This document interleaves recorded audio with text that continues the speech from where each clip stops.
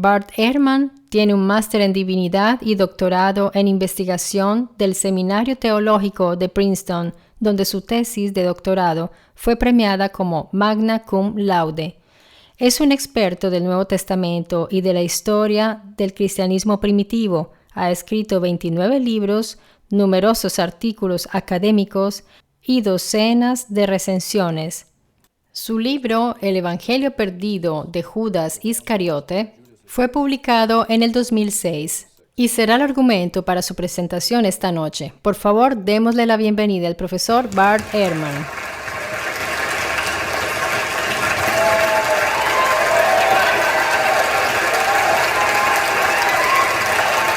Thank you. Thank you. Thank you very much.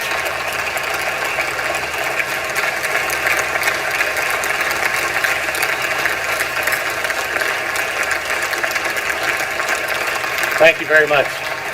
Thank you. Es un verdadero placer estar con ustedes esta noche y es un verdadero placer presentar este argumento en esta escuela. He podido saludar a algunas personas del equipo de trabajo y a otros y me siento un poco extraño no estar sentado en el piso. Pero feliz de estar con ustedes. Esta conferencia trata de un evangelio el cual fue descubierto en tiempos recientes. Los evangelios aparecen de tanto en tanto, y este es el evangelio completo descubierto en tiempos más recientes.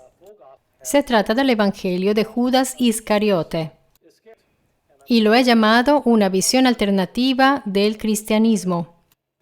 Así que quisiera iniciar hablando acerca de mi primer acercamiento con este evangelio, de cómo supe de su existencia.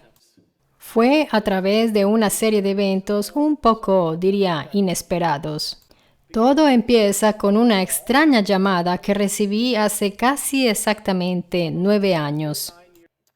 En el noviembre del 2004, yo estaba en mi oficina en Chapel Hill, hablando con un estudiante graduado y mi teléfono sonó y yo respondí. Una mujer llamada Sheila, que conocí hace años. Sheila es una persona que patrocina excavaciones arqueológicas en Israel. Y la conocí a través de los círculos arqueológicos y hablamos un poco, conversamos y al terminar la charla ella me preguntó, ¿qué tanto sabes acerca del Evangelio de Judas?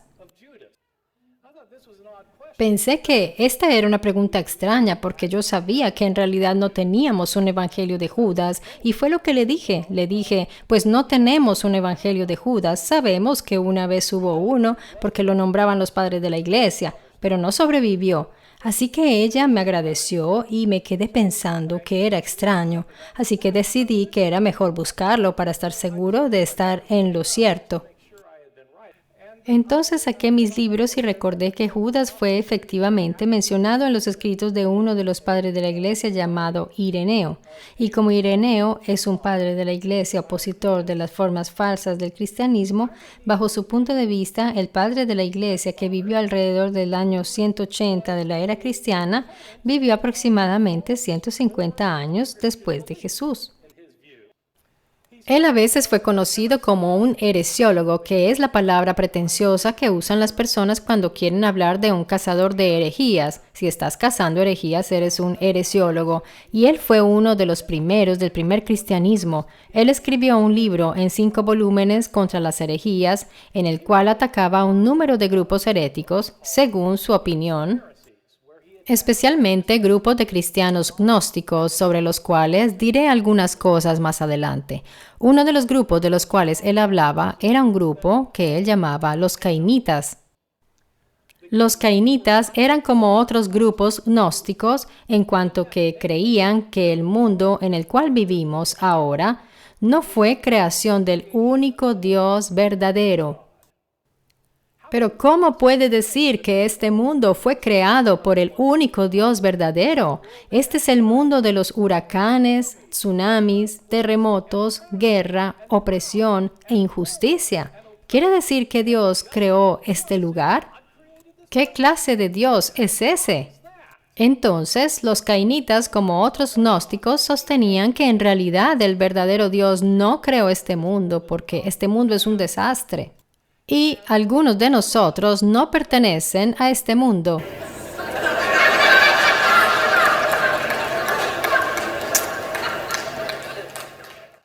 Yo me he sentido así desde que crearon la fiesta del té.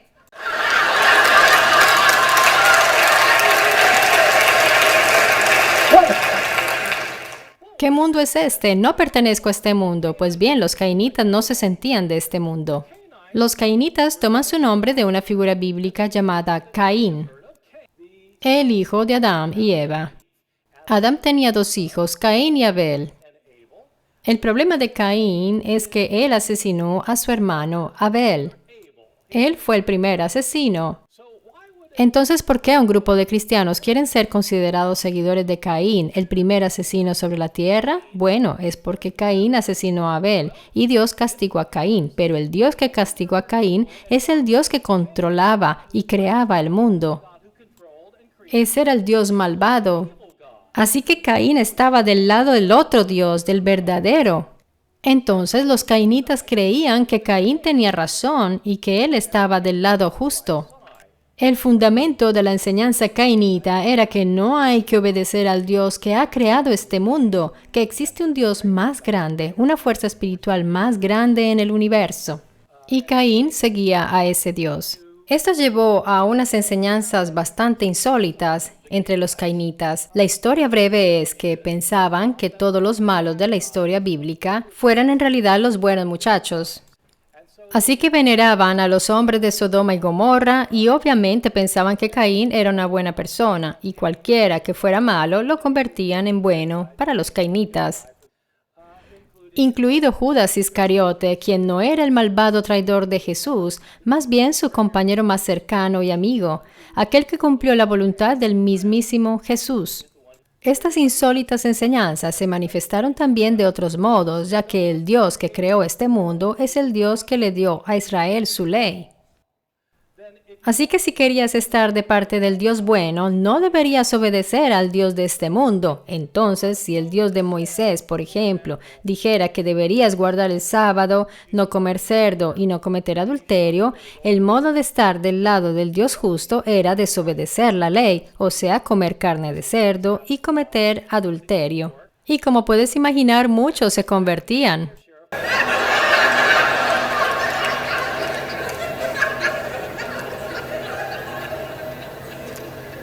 Evangelio de Judas. Entre otras cosas, según Ireneo, los cainitas tenían un evangelio de Judas que les proponía enseñanzas particulares. Así que busqué y leí lo que decía Ireneo sobre los cainitas y esta es la historia. Entonces, después de una semana, recibí otra extraña llamada. Esta vez era alguien que yo no conocía y se identificó como alguien que trabajaba para la National Geographic. Y después de que ella se identificó, me preguntó, ¿qué opinas del Evangelio de Judas? Okay.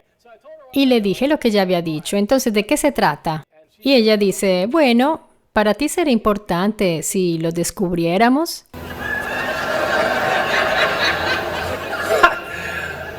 Yes. Claro que sería importante. Y dijo, ¿ah, sí? ¿Y cuánto sería importante? Pues depende de lo que contenga. Dije depende de lo que contenga. Si es un evangelio gnóstico como parecía ser, que propone una comprensión gnóstica del mundo, entonces sería muy importante para personas como yo, que estudiamos el cristianismo antiguo y que nos interesamos al gnosticismo. Así que sería muy importante para nosotros. Pero si es un evangelio donde Judas es efectivamente retratado como el bueno y tiene conversaciones con Jesús y él es aquel que sabe y aquel que tiene la respuesta exacta, realmente sería algo grande, sería una noticia de primera página. Entonces dime qué tienes. Y ella dice, no lo sabemos. Y añadió, quisiéramos que tú nos ayudes a identificar este nuevo evangelio que ha sido descubierto. Dije, está bien, dame una información. ¿En qué lengua está escrito? Ella dijo que era copto. Copto es una lengua antigua egipcia. Yo puedo leer un poco de copto con los diccionarios, pero no soy un experto. Así que le dije, está escrito en copto, no necesitas de mí, necesitas a un coptólogo. Ella dijo, genial. ¿Qué es un coptólogo? Un coptólogo es un experto del griego antiguo, de la antigua lengua copta, alguien que podría leer efectivamente el texto y ser capaz de darle relación con otro texto copto. Nuestros antiguos evangelios fueron escritos en copto, así que necesitas a un coptólogo. Ella dijo que en realidad lo que quieren entender es la datación del manuscrito. Quieren entender si es un falso medieval o si es un verdadero manuscrito antiguo. Yo dije, muy bien, entonces necesitas a un paleógrafo. Ella dijo, qué bien. ¿Y qué es un paleógrafo? Un paleógrafo es una persona que estudia los manuscritos antiguos para datar un manuscrito antiguo analizando la grafía y hay personas que se especializan y se entrenan para ello. Paleo, antiguo. Grafía, escritura. Estudio de la escritura antigua. Es porque en tiempos antiguos, antes de la invención de la impresión, los estilos de la escritura cambiaron lentamente en el tiempo. Se necesitaron generaciones para cambiar la grafía. Entonces, si eres un experto de grafía antigua, eres un experto de paleografía. Puedes datar un manuscrito griego hasta 50 años si eres bueno. Así que lo que necesitas es un paleógrafo. Entonces ella dijo, está bien, pero lo que quisiera en verdad es datar el manuscrito al carbono 14. ¿Podrías ayudarnos con eso?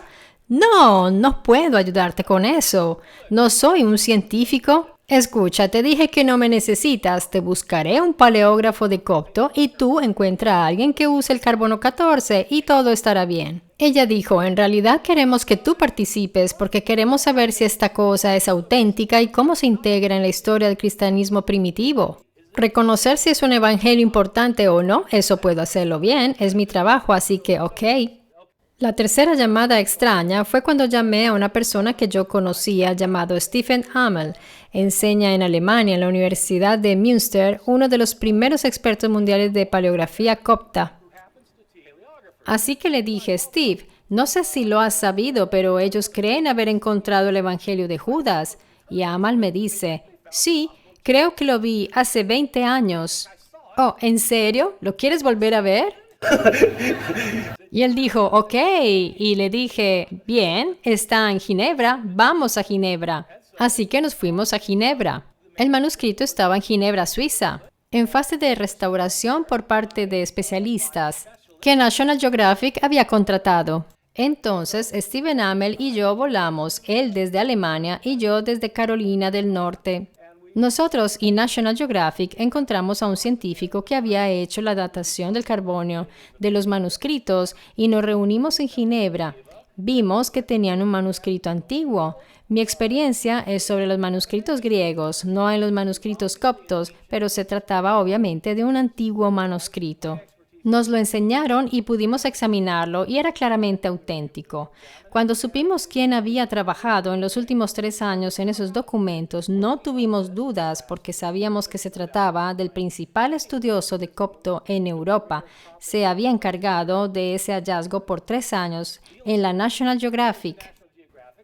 Esta es la primera página de este evangelio. Tiene 62 páginas. Podrás notar que hay unos huecos en este manuscrito. Esto vuelve muy difícil la lectura cuando hay huecos en un manuscrito. Entonces, ¿qué hacen los estudiosos que realizan este trabajo? Deben entender qué había escrito en esos huecos, qué palabras había allí. Y esta es solo la primera página. Esto continúa por un cierto número de páginas. Este manuscrito tiene 62. Y en realidad contiene 4 documentos. Es una pequeña antología de textos. Y se descubrió que uno de estos textos es efectivamente el Evangelio de Judas. Este evangelio fue descubierto más tarde, lo descubrimos al final de los años 70. Había circulado en el mercado de antigüedades en Europa y luego en los Estados Unidos y fue puesto en una casilla de seguridad por 16 años en Long Island, en una ciudad llamada Hicksville, donde sufrió la humedad de 16 estados, luego de haber estado en Egipto por 1600 años sin sufrir algún daño, y terminó por ser un manuscrito dañado.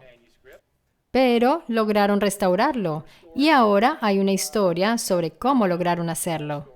No hablaré sobre la restauración de este manuscrito, quiero hablarles de lo que es, y empezaré por explicar qué no es. Bien, para comenzar, el Evangelio de Judas no es un evangelio escrito por Judas Iscariote. Judas Iscariote fue, obviamente, el traidor de Jesús. Es el malo de las historias de los evangelios. Este evangelio no pretende ser escrito por Judas Iscariote. Ciertamente, no fue escrito por Judas Iscariote este evangelio. Este evangelio no fue escrito por un testigo ocular de la vida de Jesús. Fue escrito mucho después. Si es el evangelio que Ireneo predicaba en el año 180, entonces probablemente fue escrito alrededor del año 140-150, probablemente 60-70 años después de los evangelios del Nuevo Testamento. Entonces, este evangelio no es tan antiguo como los otros. No es un resumen de precisión histórica que narre exactamente hechos ocurridos en la vida de Jesús. Pues bien, tú dirás, si no es tan antiguo y no es un error histórico, entonces ¿por qué es tan interesante? Es decir, sería más interesante si tuviera al menos una de esas características, pero aunque no las tiene, continúa a ser interesante. Y es muy importante por otros motivos. ¿Qué es este evangelio? Este evangelio es uno de los evangelios no canónicos más antiguo que exista. Tenemos 4 evangelios en el canon del Nuevo Testamento: Mateo, Marcos, Lucas y Juan, y tenemos muchos evangelios fuera del Nuevo Testamento. Los estudiosos del Testamento han dado varias estimas sobre cuántos evangelios hay fuera del Nuevo Testamento. La gran autoridad sobre todo lo que tiene que ver con el cristianismo primitivo, Dan Brown, en su libro El Código da Vinci, donde la mayor parte de las personas adquiere su conocimiento del cristianismo primitivo, yo le digo a mis estudiantes que si quieren conocer la historia del medioevo, el modo para hacerlo no es ver Monty Python y el Santo Grial. Y si quieren conocer la historia del cristianismo primitivo, el modo para hacerlo no es leer el Código da Vinci. Dan Brown dice que hay 80 evangelios compitiendo por una posición en el Nuevo Testamento. Esto es totalmente erróneo. Estos libros no compiten por un lugar en el Nuevo Testamento. Sabemos de aproximadamente 40 evangelios externos al Nuevo Testamento, incluido el Evangelio de Judas, y el Evangelio de Judas es uno de los primeros de esos 40, así que es un evangelio muy antiguo, no tanto como los evangelios neotestamentarios, pero sí muy antiguo. Y todavía más significativo es que se trata de un evangelio gnóstico. Y quiero explicar de qué se trata antes de hablar en lo específico del evangelio de Judas mismo. Quiero hablar de lo que era y es el gnosticismo de los primeros cristianos. La historia breve es que el gnosticismo de los primeros cristianos se refiere a un grupo de religiones aproximadamente del periodo de los inicios del cristianismo. La mayor parte de ellos son cristianos en un cierto sentido ligados al cristianismo, pero en vez de enfatizar la importancia de la fe en la muerte y resurrección de Jesús para la salvación, ellos enfatizaron en la importancia del conocimiento para la salvación. La palabra griega para el conocimiento es gnosis, escrita con G. G-N-O-S-I-S. Gnosis significa conocimiento. Estas personas son gnósticas porque son personas que saben. ¿Qué saben los gnósticos? Los gnósticos sabían quiénes eran, de dónde venían, cómo llegaron aquí y cómo podrían regresar. Los gnósticos se dieron cuenta que provenían del mundo de arriba, del mundo del espíritu. El objetivo de esta religión era el de ofrecer el conocimiento del cual necesitaban, la gnosis que necesitaban para poder volver a su hogar celestial. En particular, podemos decir que muchos resaltan distintos puntos sobre el gnosticismo paleocristiano. Los gnósticos creían que el verdadero Dios último fuera un Dios no conocible. El verdadero Dios es tan fantástico, tan grande, tan superior y tan espiritual que para poder entender cómo es realmente aquel Dios, hace muchos años, cuando yo era cristiano, solíamos decir que Dios está más allá de cualquier cosa. Podemos imaginar y aquí está. Así es como es. Así son los gnósticos. Ellos decían que el verdadero Dios está más allá de cualquier cosa. Más allá de cualquier cosa de este mundo material y que no podemos realmente conocerlo. Pero luego continúan a contarte cosas sobre Él. Los gnósticos creían que este mundo en el cual vivimos no es la creación del único verdadero Dios, porque es un desastre cósmico. La creación es un lugar desastroso y el motivo es porque Dios, que es superior e incognoscible, no creó este mundo. Lo que ocurre en las mitologías gnósticas, los gnósticos daban explicaciones mitológicas sobre cómo el mundo llegó a existir. Estas mitologías iniciaron explicando cómo el reino divino vino a existir, porque no hay un solo Dios, hay muchos seres divinos. Este Dios tenía emanaciones que salían de sí mismo, muchas veces en pareja, y estas parejas emanaban a otros seres divinos, así que tiene seres divinos con nombres como verdad, presciencia y espíritu, Cristo, sabiduría, y todos estos son seres divinos.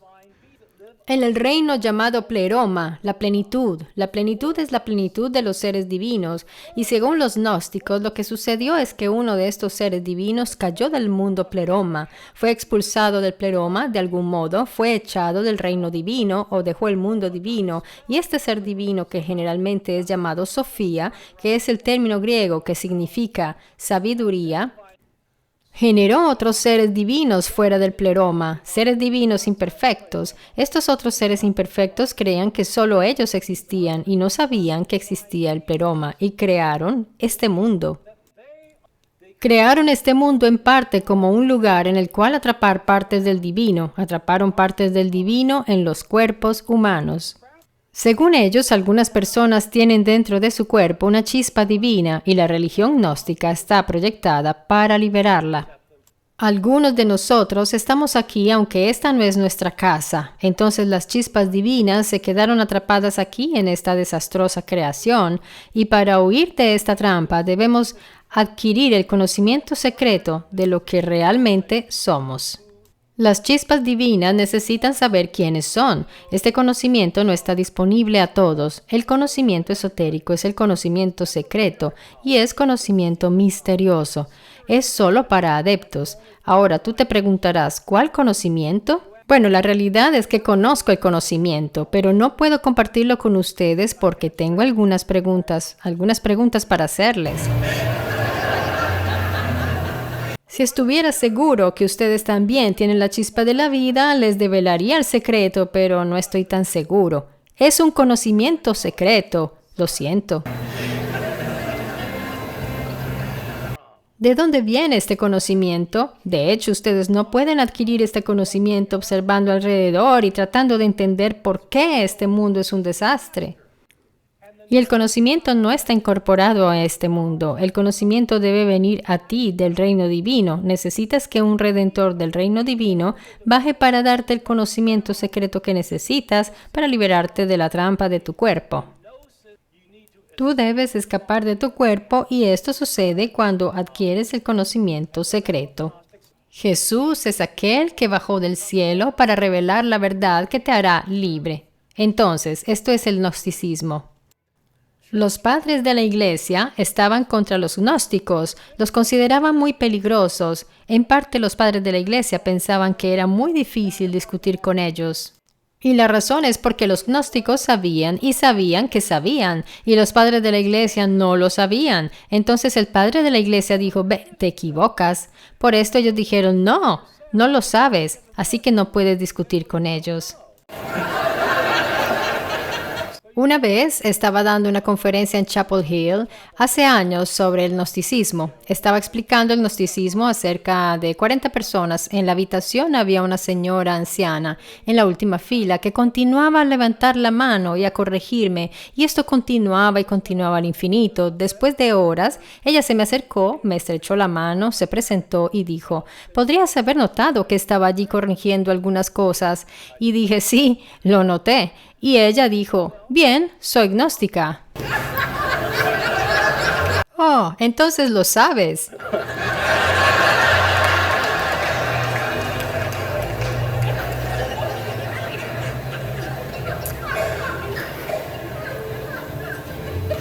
El Evangelio de Judas es un evangelio gnóstico que transmite ideas gnósticas, incluyendo una particular revisión del mito gnóstico. Gnosticismo es una especie de término genérico para un cierto número de grupos con diferencias distintas. Eso se podría considerar gnóstico, porque todas tienen la misma base para ver el mundo, la misma teoría, la misma mitología, pero grupos distintos tenían cosas diferentes, distintos modos de expresar estas teologías y mitologías, y el Evangelio de Judas proviene de un grupo independientemente del hecho de que este Evangelio haya sido efectivamente de los cainitas o proveniente de un grupo distintivo con sus características distintivas. Y pienso que es un Evangelio muy interesante. Entonces te haré un resumen de lo que ocurre en este Evangelio y tú puedes fácilmente obtener este Evangelio por ti mismo, también traducido. He publicado recientemente en uno de mis libros un conjunto de todos los evangelios que nunca han formado parte del Nuevo Testamento que tenemos hoy. Entonces saben que tenemos una traducción del Evangelio de Judas. Déjenme dar una panorámica sobre el Evangelio de Judas para tener una idea de lo que es este Evangelio. Será como la primera frase que resalté. Entre otras cosas, hay huecos en el manuscrito, nos falta el 10%. Pero tenemos el inicio que comienza con estas palabras, la palabra secreta de la revelación que Jesús pronunció a Judas Iscariote en el curso de 8 días, 3 días antes de celebrar la Pascua. Esto será una revelación secreta. Jesús será entregado específicamente por Judas Iscariote. Este es el evangelio en el cual Judas Iscariote es el único discípulo quien tiene una idea sobre quién es Jesús. Veremos que los otros discípulos no tienen ni la menor idea. Así que en realidad es una serie de revelaciones que Jesús da en conversaciones con sus discípulos y sobre todo conversaciones con Judas Iscariote, su traidor. Este evangelio no enfatizará en la muerte y resurrección de Jesús como vía de salvación, enfatizará la importancia de esta revelación secreta y francamente gran parte de este evangelio, si no estás acostumbrado a leer los evangelios gnósticos, gran parte de este evangelio será impresionante.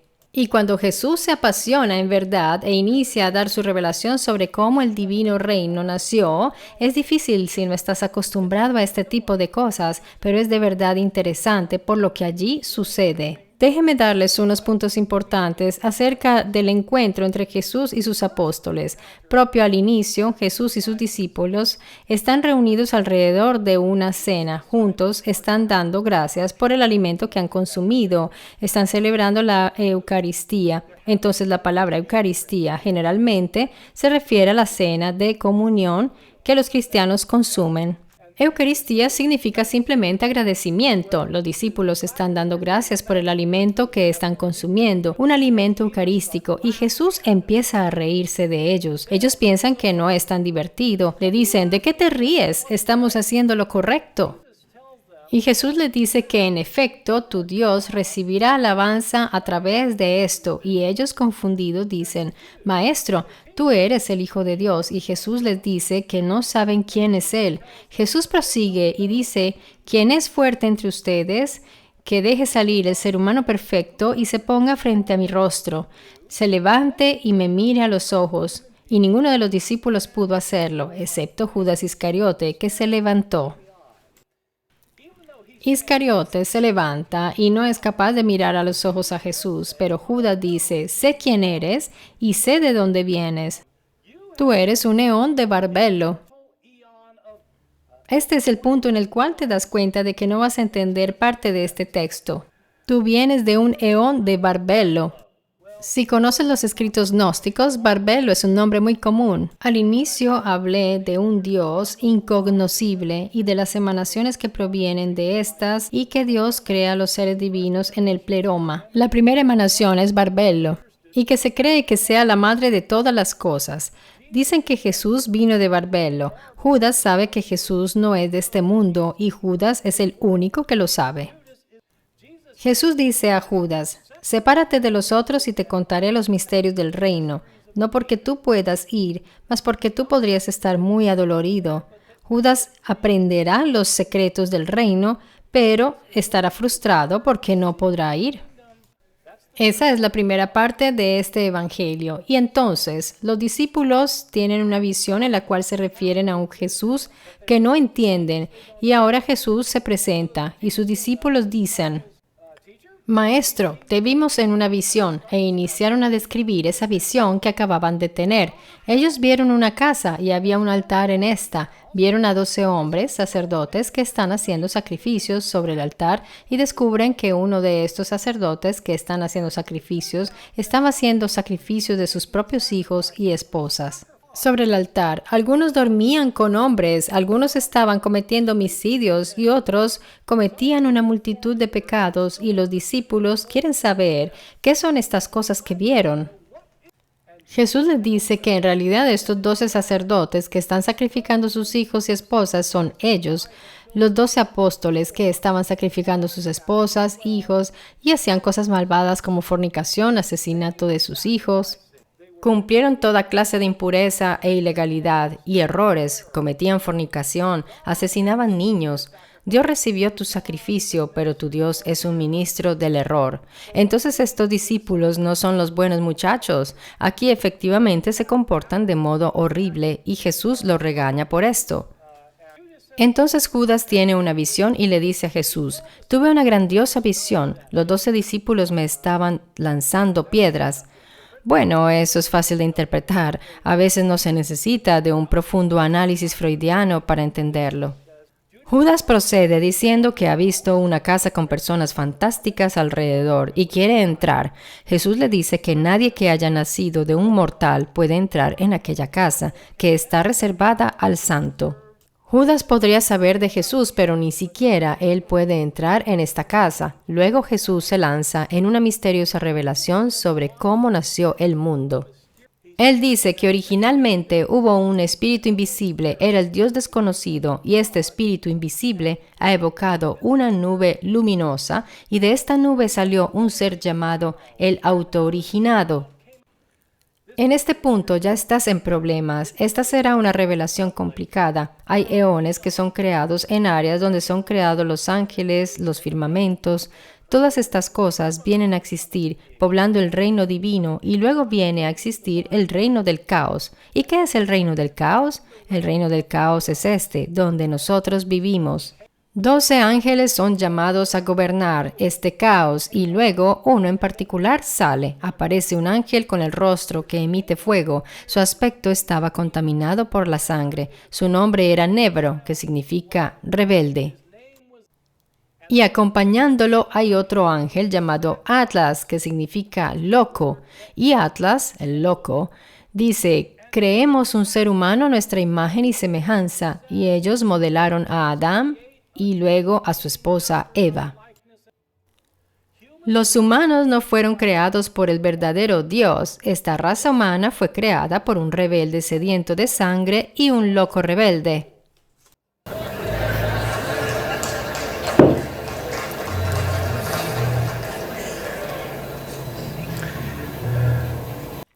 La sección sucesiva de este evangelio es el destino de Judas. Judas quiere saber cuánto vivirán las personas y Jesús le dice a Judas que él gobernará sobre todos los otros discípulos y efectivamente superará a todos los discípulos por una interesante razón, uno de los versículos claves dentro del evangelio.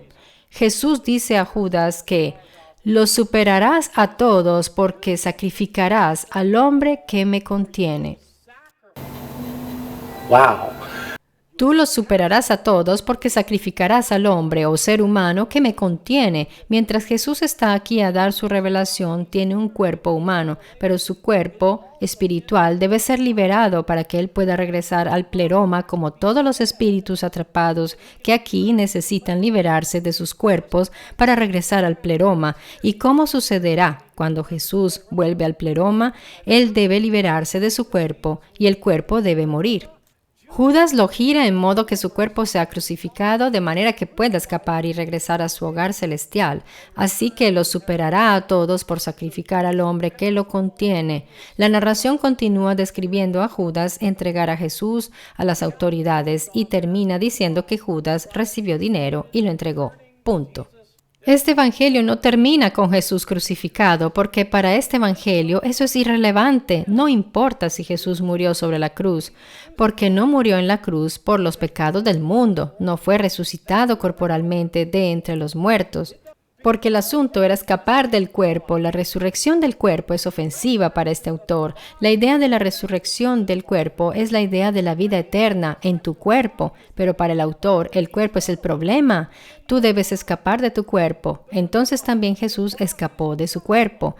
Y su cuerpo no resucitó de entre los muertos. Él vuelve al pleroma, a su sustancia, y nos dio la revelación que necesitamos todas las personas para poder escapar de este mundo. La traición es la clave de esto. Las cosas no son lo que parecen, o las cosas no son lo que la mayoría de la parte de los cristianos piensan. Específicamente en 7 puntos. La mayoría de cristianos hoy son cristianos como Ireneo, cristianos que se oponen al gnosticismo y que están del lado ganador de los debates entre gnósticos y otros. Son los cristianos que decidieron lo que los cristianos creerían por siempre. Siempre los estudiosos hablan de los primeros debates entre la ortodoxia y la herejía. Ortodoxia es una palabra griega que en realidad viene de 2 palabras griegas que significan la justa creencia. Ortodoxia es la justa creencia, herejía significa elección. Entonces los herejes son personas que eligen no creer la justa creencia. La otra palabra para herejía, un sinónimo, es la palabra heterodoxia, otra creencia. Entonces tenemos heterodoxia, otra creencia, ortodoxia, la verdadera creencia. Hay un juego de palabras que dice ortodoxia es mi doxia y la heterodoxia es tu doxia. Ese es el problema con estos términos. Entiendo la palabra ortodoxia, que significa la correcta creencia. Por definición, todos son ortodoxos porque todos creen tener razón. Nadie cree estar equivocado. Si alguien cree que está equivocado, cambia su punto de vista y así pensarán que es lo correcto. Entonces todos piensan que lo que piensan es lo correcto, así que todo el mundo es ortodoxo. Así que estos términos no son muy útiles como descripción para los historiadores, pero los historiadores lo usan todavía muy a menudo y sobre todo el término herejía, no para decidir quién tiene razón o quién está equivocado, más para describir el grupo vencedor de los debates sobre lo que hay que creer en el cristianismo primitivo y el resto de grupos que terminaron por perder.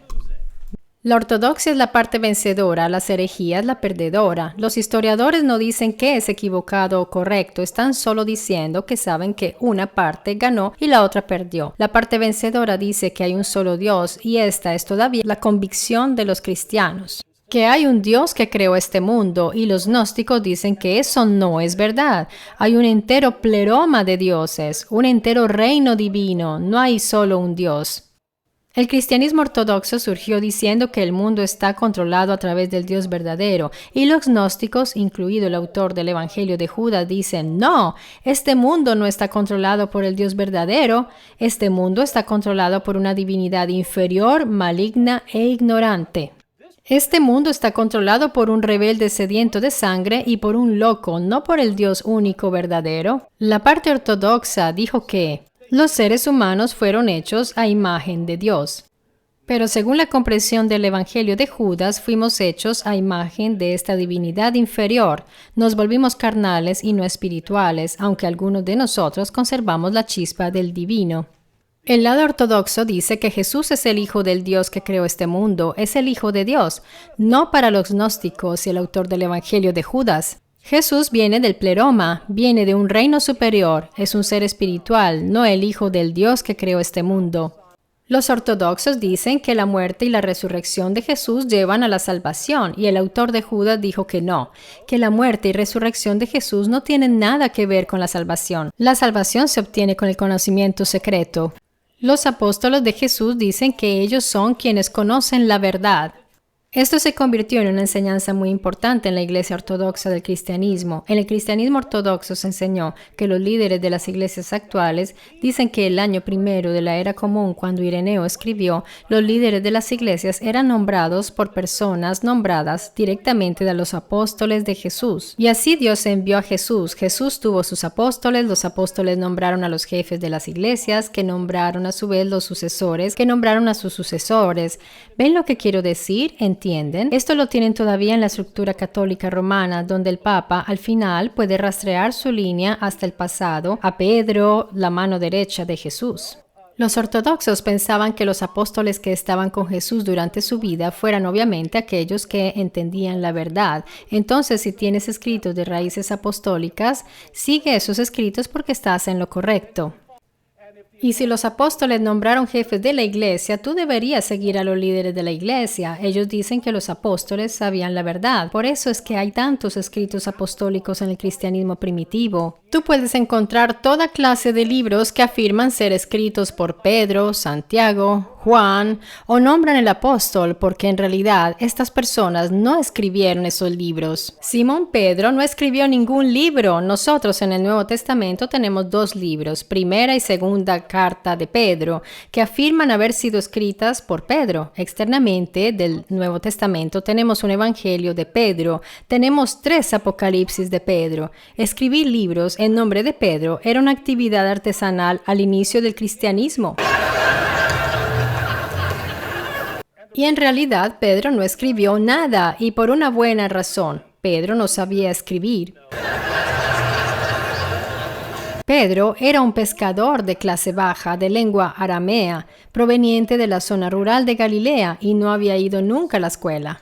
Es una certeza que no sabía escribir. Entonces, ¿por qué tienen ustedes todos esos libros que afirman ser escritos por Pedro? Porque los apóstoles son aquellos que saben, y si escribes un libro y no eres alguien, nadie leerá tu libro. Pero si no eres alguien y escribes un libro y lo firmas como Pedro, entonces los cristianos podrían leerlo. Así que tú afirmas ser Pedro. En otras palabras, mienten al respecto y la gente lo ha hecho muchas veces. Entonces todo esto se basa sobre la idea de que los apóstoles de Jesús son aquellos que saben, pero según el Evangelio de Judas no es así. Los apóstoles de Jesús no lo entendieron, eran ignorantes. Judas fue el único que tenía una idea sobre lo que estaba sucediendo. Según la visión ortodoxa, Judas fue el peor apóstol, odioso y traidor, aquel que está condenado por todos los tiempos, pero no según el Evangelio de Judas. En ese evangelio, Judas es el único apóstol que sabía verdaderamente quién era Jesús, de dónde venía y sabía que la revelación privada de Jesús le había otorgado esto. Este ataque a los apóstoles no era simplemente un ataque a los seguidores de Jesús, era un ataque a aquellas personas que afirmaban ser los descendientes espirituales de los apóstoles, en especial los líderes de la iglesia de la muerte de Ireneo. Los líderes, según esta visión, los líderes de la iglesia, son los sucesores de los apóstoles. ¿Y eso qué significa? Bien, para el Evangelio de Judas significa que son ignorantes como los apóstoles, violentos, opresivos e inmorales. Ahí está lo que son los apóstoles. Recordemos la visión que tuvieron en el altar donde sacrificaban a sus propios hijos, a sus esposas, cometen actos inmorales, son los apóstoles. Entonces los líderes de la iglesia son así, pues ellos descienden de los apóstoles y son tal como ellos.